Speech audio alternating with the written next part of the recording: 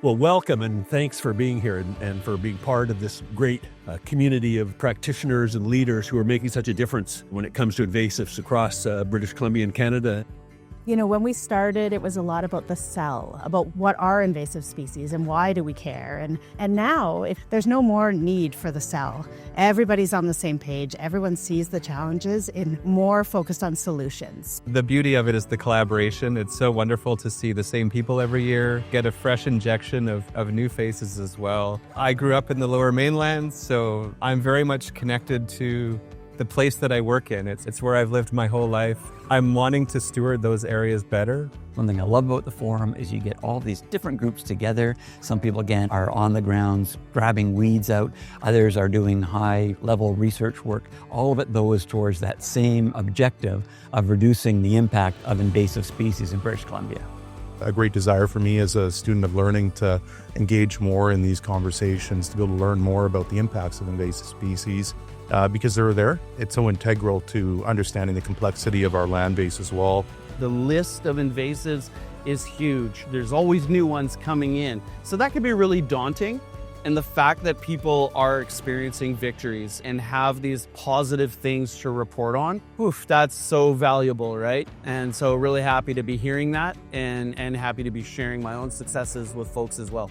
Hearing the success stories, seeing so many like-minded people in one place and, at different levels of government, of other band representation. I find that very, very motivating. And I would love to see even more success stories. I'm hoping next year, maybe I'll have a success story of my own.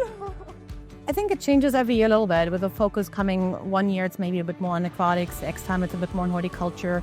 I like that it's not always the same, that it switches a little bit what's out there, what's needed.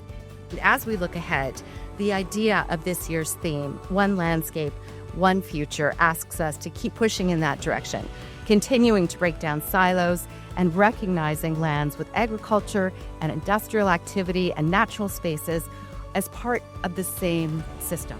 One landscape means that, we're all in it together. We all impact, we all use, we all benefit from the landscape, right? One future means that if all of us are in the same wavelength to make sure that our landscape is healthy.